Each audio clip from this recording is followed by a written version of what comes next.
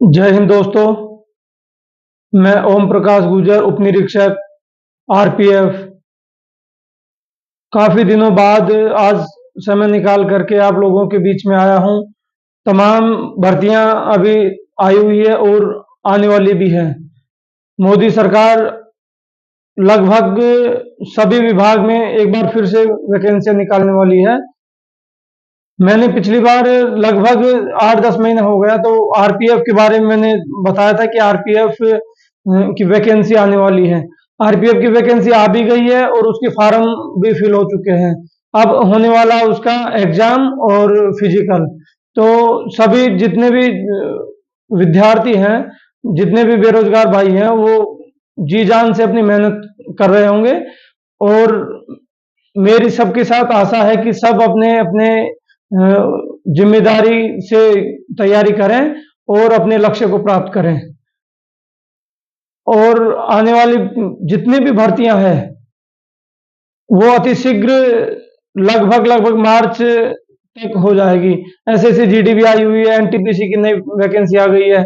मैं आज आपको बताने वाला हूं एसएससी जीडी के बारे में। फिर बताऊंगा मैं आपको आरपीएफ के बारे में विस्तार से बताऊंगा कि आरपीएफ में क्या क्या सिलेबस आने वाला है और क्या क्या आपका जो फिजिकल के बारे में। तो एसएससी जीडी के बारे में मैं आपको बताना चाहता हूं कि एसएससी जीडी में अभी फिलहाल 2025 का फॉर्म फिल हो रहा है। उसकी लास्ट डेट कब है, कब से फॉर्म भरा जा रहा है, क्या उसकी शारीरिक दक्षता है, क्या उसके पेपर में आने वाला है, क्या चीज है जो उसमें ऐसी कठिन है जो नहीं समझ में आ रही है। तो वैसे आप लोगों को सरकारी रिजल्ट है और कई ऐसे ऐप्स हैं या ऐसे साइट हैं जिस पे आप देख सकते हैं कि नई कौन कौन सी भर्तियां आ रही है और कौन कौन सी भर्तियों का फॉर्म अभी आ रहा है। जितने भी कॉम्पिटिटिव विद्यार्थी हैं तो सब अपडेट रहते हैं कि कौन भर्ती आ रही है, कितनी भर्ती आ रही है, किस में कितना कट ऑफ कहाँ से कितना जाएगा। सब कुछ नॉलेज विद्यार्थियों को रहती है क्योंकि वो उसी चीज के लिए लगातार अपडेट रहते हैं और वही एक दूसरे दोस्तों से कोचिंग में जा करके पूरी जानकारी इकट्ठा करते रहते हैं। अब जैसे मैं भी हूं, अब मैं उस चीज से थोड़ा सा कट गया हूं। अब मुझे प्रॉपर उसको देखना पड़ता है। नहीं तो जब हम तैयारी करते थे तब भी हम कोचिंग में जाते थे, घूमने सुबह पार्क में गए तो वहां भी दोस्त मिल गए, मित्र मिल गए कि कौन सी भर्ती आ रही है, कैसी आ रही है, उसमें कैसा पेपर हुआ, क्या हुआ, कौन सब्जेक्ट ज्यादा हार्ड आ रही है, जीएस ज्यादा आ रही है या हिस्ट्री ज्यादा आ रही है।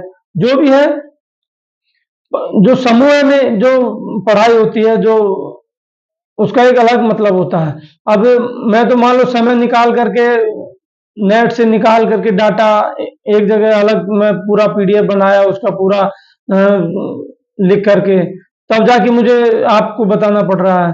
और आप लोग जो सरकारी रिजल्ट है उसको आप देखते रहते होंगे, पर जितना मेरे से हो सका है मैंने कम छोटे शब्दों में उसको पिरोने की कोशिश की है।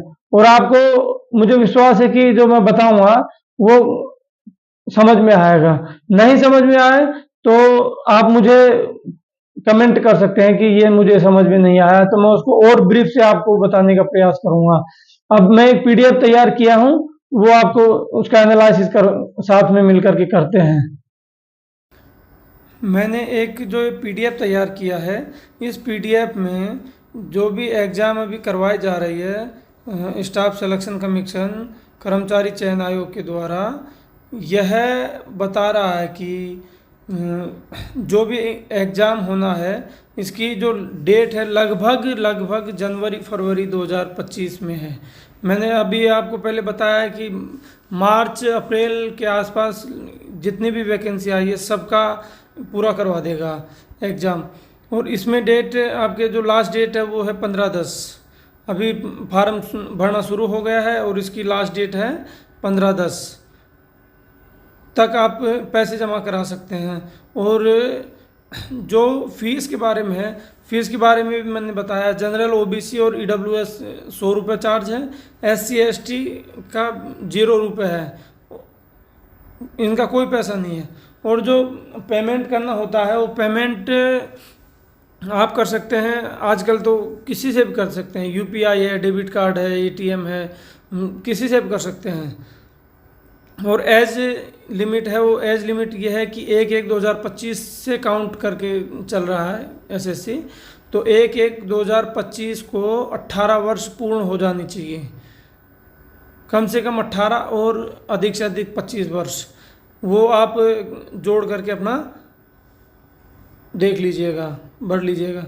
अब आगे चलते हैं। इसमें जो एसएससी है उसकी जो पोस्ट वाइज वैकेंसी है, उसकी पूरी जो वैकेंसी है टोटल वो है 39,481। और ये पोस्ट है सीमा सुरक्षा बल, BSF, CISF, SSB, ITBP, Assam rifle, SSF, सचिवालय सुरक्षा बल और नारकोटिक्स नियंत्रण ब्यूरो। इनमें सब में अलग अलग वैकेंसीज हैं, जिसमें सबसे ज़्यादा आपको बीएसएफ में मिलेगी। 15,654 बीएसएफ में है। सीआईएसएफ में 7,145, सीआरपीएफ में 11,541। ऐसे करके पूरी जो वैकेंसीज हैं वो है, सबसे ज़्यादा बीएसएफ में है और सबसे कम आपको नारकोटिक्स में मिलेगा। और इनके बारे में तो आप जानते ही हो कि बीएसएफ की ड्यूटी कहाँ कहाँ रहती है, सीआईएसएफ की कहाँ रहती है, एसएसबी की कहाँ रहती है, आईटीबीपी कहाँ रहती है। वो जो कंपटीशन के एग्ज़ाम जो तैयारी कर रहा है वो लगभग बच्चा सब जानता है कि किसकी क्या नौकरी है, किसकी क्या नौकरी है।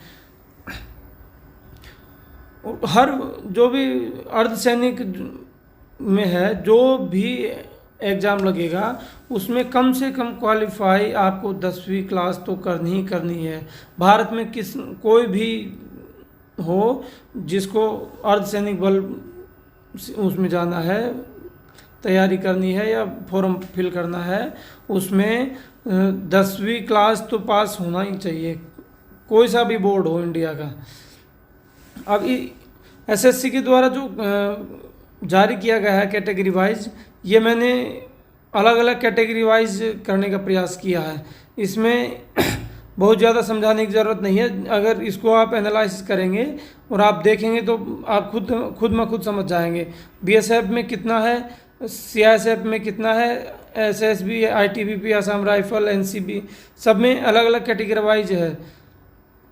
यूआर मीन्स जनरल हो गया। बीएसएफ में ये 5563 वैकेंसी सबसे अधिक है। फिर ईडब्ल्यूएस में, ओबीसी में, ये सब कुछ जो डाटा है पूरा इसमें मैंने अच्छे से किया हुआ है। अब आगे चलते हैं। ये तो आपकी पोस्ट की डिटेल्स हो गई।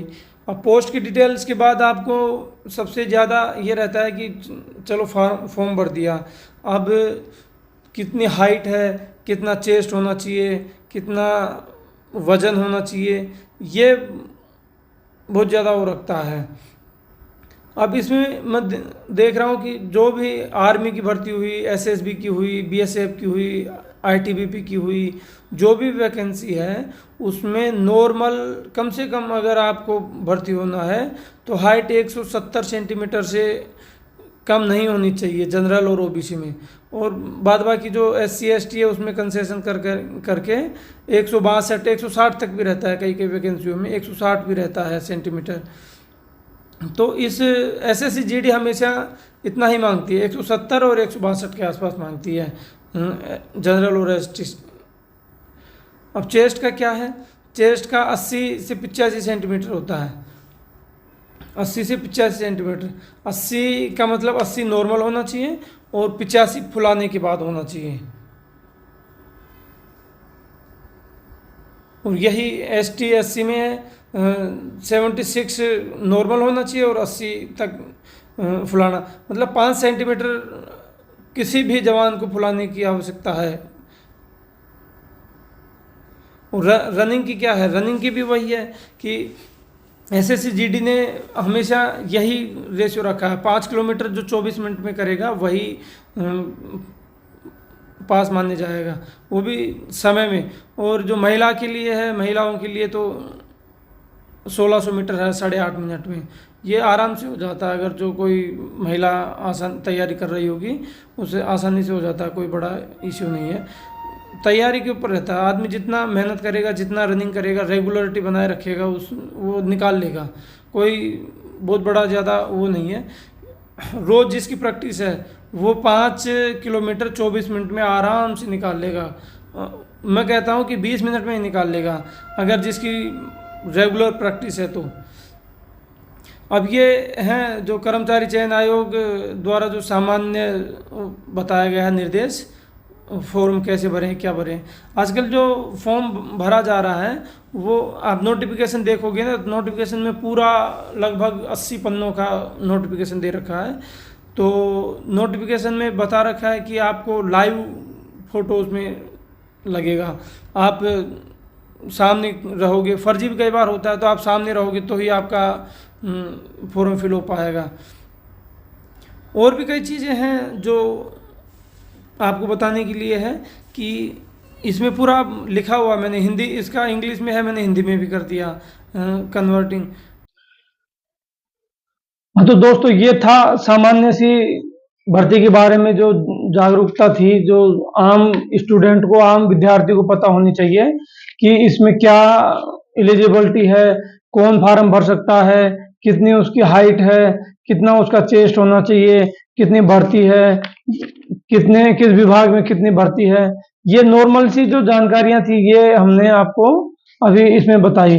अब आगे हम आपको बताने वाले हैं कि जो मेन एग्जाम का एक जो रहता है पार्ट ऑफ एग्जाम एक जो रहता है वो है पेपर का। जो सीबीटी एग्जाम होती है, कंप्यूटर आधारित जो परीक्षा होती है, मेन तो उसी का होता है कि उसमें आप क्या कर रहे हैं, क्या नहीं कर रहे हैं। तो कंप्यूटर बेस्ड जो एग्जाम है, आजकल हर एग्जाम में जो भी एग्जाम हो रही है, ओएमआर सीट से तो बहुत कम परीक्षाएं हो रही है। अभी तो लगभग सभी एग्जाम जो भी परीक्षा है, सब कोई सा विभाग हो, सब कंप्यूटर के आधार पे करवा रहा है, कंप्यूटर बेस्ड सीबीटी के आधार पे करवा रहा है। अब इसमें एग्जाम का क्या क्राइटेरिया रहेगा ये हम आपको पीडीएफ के माध्यम से बताएंगे। वैसे वर्बली भी हम आपको बता सकते हैं, पर पीडीएफ से बताएंगे तो थोड़ा अधिक समझ में आएगा। तो ये देखिए जो पीडीएफ है वो आपके सामने मैं ला रहा हूँ।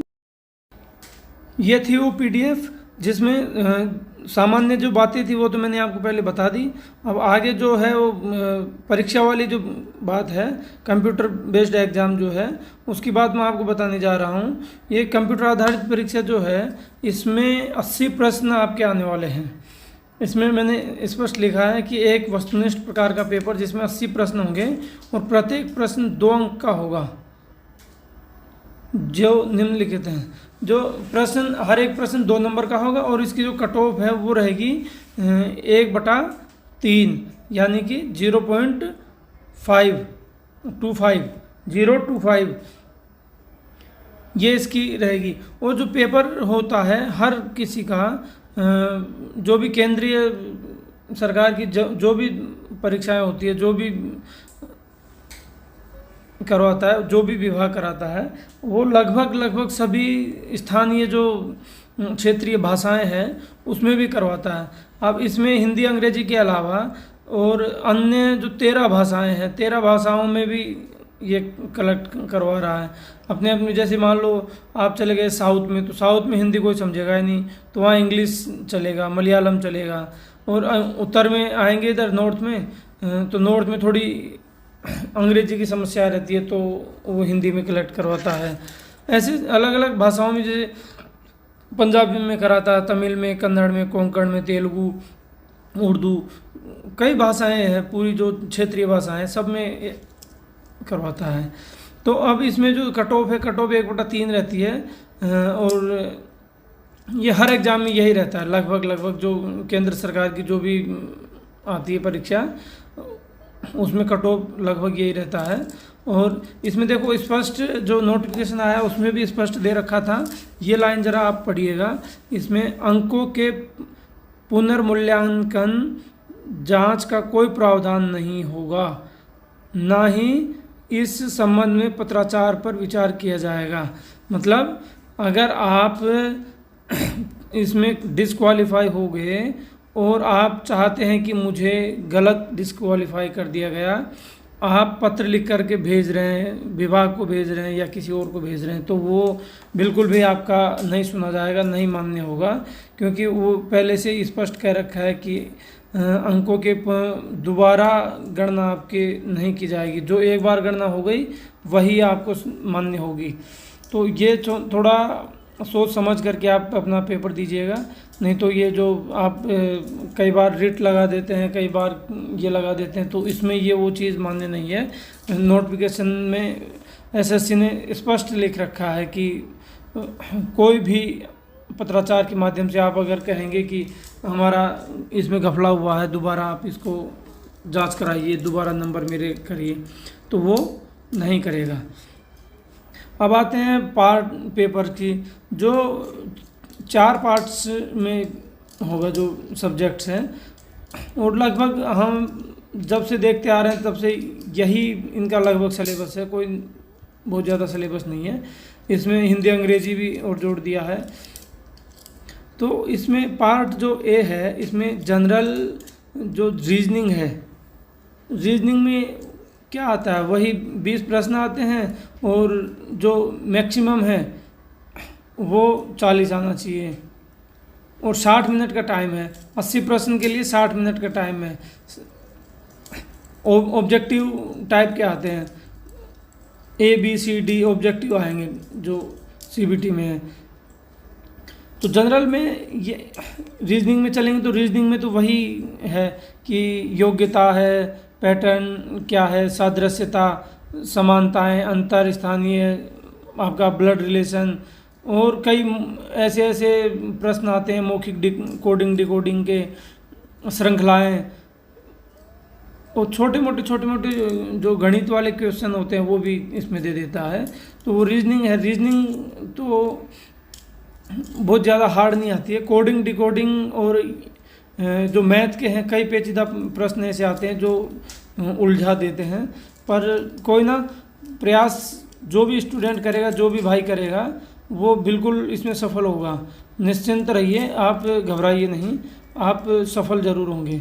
अब दूसरा जो सामान्य ज्ञान है, सामान्य जागरूकता है, इसका क्या है, ये अथाह भंडार है, महासागर है ये। इसमें आपसे क्या पूछ लेगा कोई, उसमें आपको पता नहीं चल पाएगा क्या है। अब इसको आप इतिहास, कला संस्कृति, भौगोलिक, भूगोल सब अगर पढ़ते रहेंगे तभी आप इसको क्वालिफाई कर पाएंगे। अन्यथा कोई विद्यार्थी ये सोच रहा है कि मैं आज कुछ और काम कर रहा हूँ, कल जा कर के मैं एग्ज़ाम दे दूँ और पास हो जाऊँगा, नहीं। ये बहुत ही टिपिकल सब्जेक्ट मैं मानता हूँ कि इसमें आदमी को पता नहीं चलता है कि प्रश्न कहाँ से आएगा। आजकल तो अभी जो ओलंपिक वाला गेम हुआ था, पैरा ओलंपिक, इनमें से भी क्वेश्चन इसमें से उठ के आएंगे करंट में कि कितने भारत ने कौन से नंबर पे रहा ओलंपिक में, कितने पदक भारत ने जीते। तो ये सब चीज़ें जब विद्यार्थी पूरा आँख कान खोल के रहेगा तभी ये कर पाएगा, क्योंकि अब रोज़ पेपर जो लड़का पढ़ता होगा तो पेपर में ही आपका जो ये वाला पार्ट है सामान्य ज्ञान जागरूकता वाला, लगभग आपका 40% पार्ट्स तो पेपर आप अगर रोज़ गहराई से पढ़ेंगे तो उससे हो जाएगा। अब पेपर में पढ़ेंगे फला लड़की को लड़का लेके भाग गया, फला एक्सीडेंट में इतने लोग मर गए, तो वो तो पेपर में आने वाला है नहीं।